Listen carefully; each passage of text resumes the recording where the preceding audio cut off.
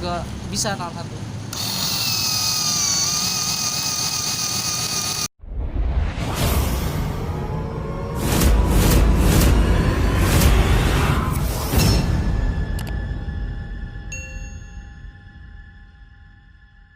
Kali ini saya akan instalasi AC di berlokasi di Teknik Raharja ya, kampus Raharja. Saya pasang di ATM, rumah ATM ya, rumah ATM Bank Mandiri. Ini AC yang kita mau pasang, ini bekasnya nih, AC bekasnya. Dia AC lamanya rusak, kita mau ganti baru. Sama yang dulu Panasonic standarisasi. Kalau Bank Mandiri semuanya Panasonic. Ini yang barunya, gelang, kabel, dan ini perlengkapan yang harus kalau pribadi saya siapin ya kalau untuk memasang AC. Biasa bor, sayap, dewap, cordless ya. Saya punya flaring tool untuk megarin pipa ya, flaring. Kayak gini bentuknya. Flaring. Saya pakai manifold digital, nanti kita vakum. Ada 1 mikronnya, jadi di sini ada vakum gauknya ya, digital vakum gauknya, jadi multifungsi nih. Sudah pasti vakumnya jangan sampai lupa, mesin vakum, water pass supaya nggak miring kita masang AC-nya ya. Selang manifold, meteran, kita ukur berapa jarak-jaraknya. Obeng, tang, cutter biasa ya untuk belah-belah, dan konsel pasti untuk kita buka freonnya. Oke, kita udah buka. Tadi ada sedikit kendala karena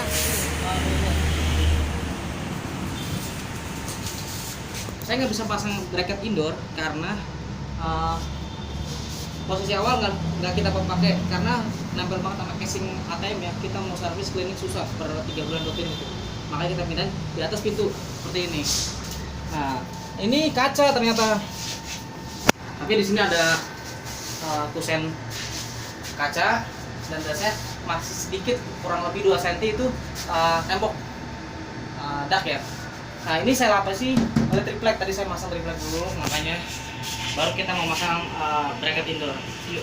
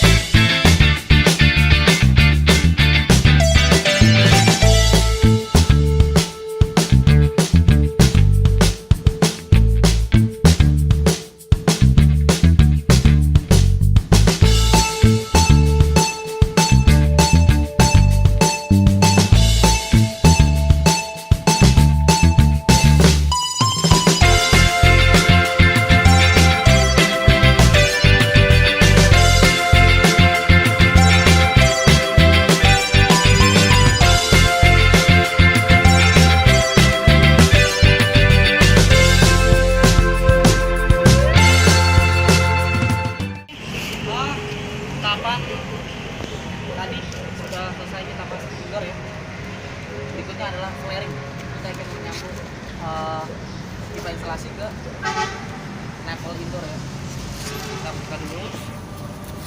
Oke. Ya, saya pengen kenalin dulu ini alatnya. Namanya flaring tool. flaring tool buat megarin. Saya punya cordless pakai baterai ya.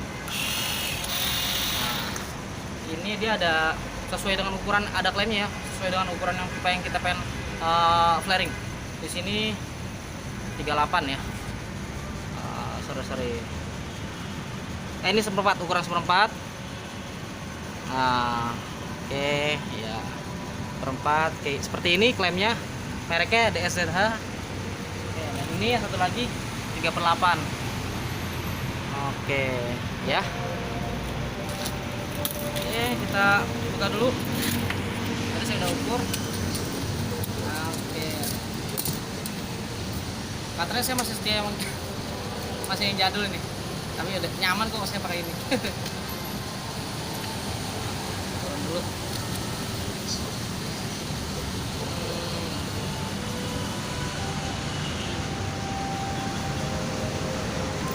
Saya pakai pipa Koda, metek Koda. Nah, ini natnya jangan sampai lupa masukin nat ya. Biasanya gitu, banyak teknis saya pun pernah sekali ya beberapa kali lah. Ya buat diri nat itu jangan sampai lupa dimasukin, flaring aja nat gak dimasukin. Oke, gini ukuran klaimnya, masukin sesuai dengan pipanya ya, 38, masukinnya gini nih. Nah, seperti ini. Lalu kita kendorin dulu, op. Nah, sip.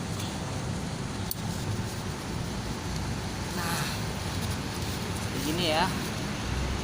Oke, masukin flaringnya. Nah, tangan satu kalau udah masuk klep juga bisa tangan satu.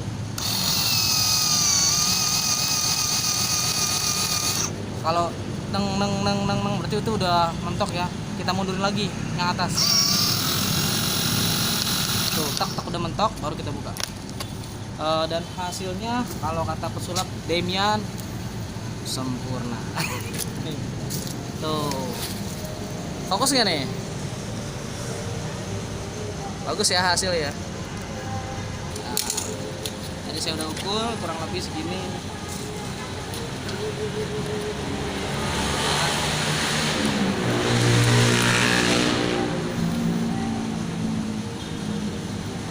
Inilah teknisi AC. Jangan lupa natnya masukin ukuran seperempat dan klaimnya sesuai dengan ukuran pipanya. Oke, masuk. Klep.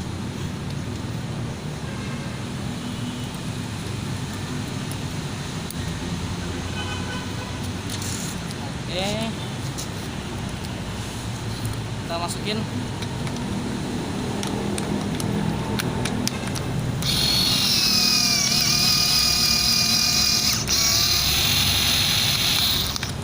Oke, ini tahapan terakhir kalau kita melakukan proses pemasangan AC ya, yaitu vakum instalasi.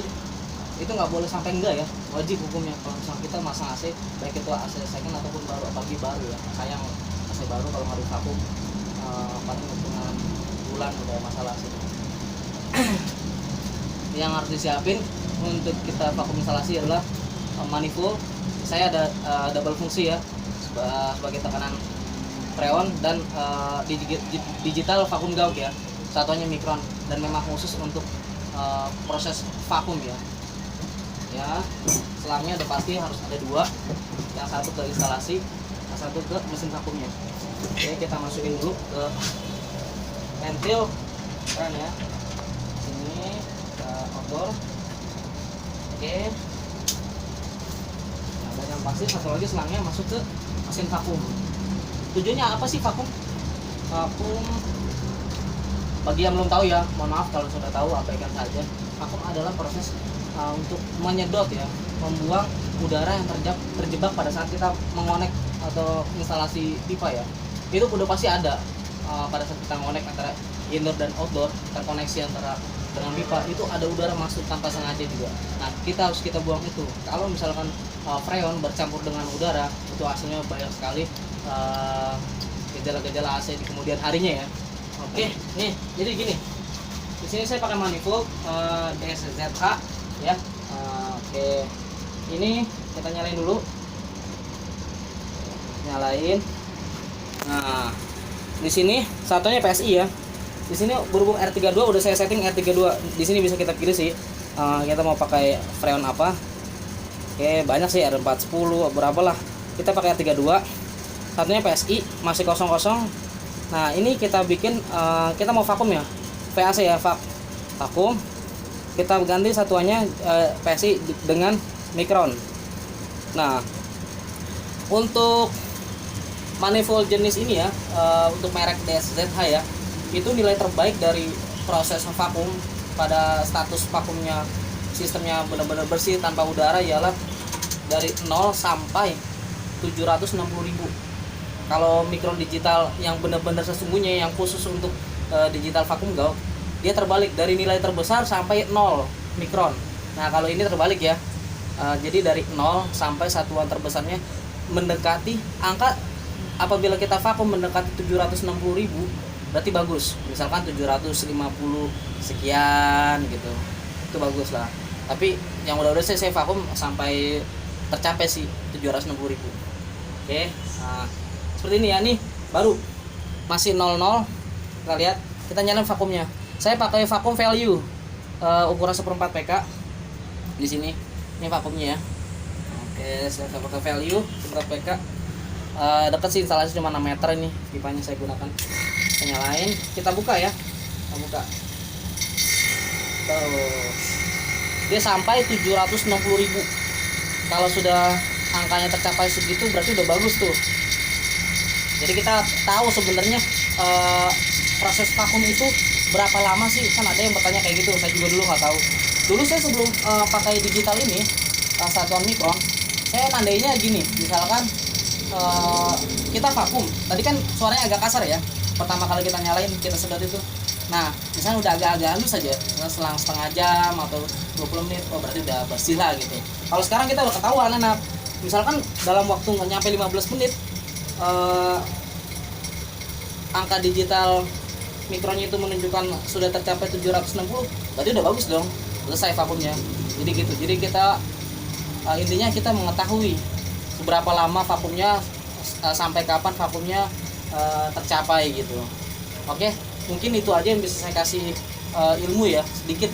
Yang udah tahu mohon maaf, yang belum tahu semoga menjadi manfaat ilmu yang saya kasih ini, khususkan untuk semua teknisi ya yang masih junior ya. Saya seperti saya lah, masih belajar gitu, sama-sama masih belajar. Salam dingin teknisi Tangerang, KPJT mana nih tuh, saya ikut nih. KPJT itu Komunitas Pendingin Jawa Tengah.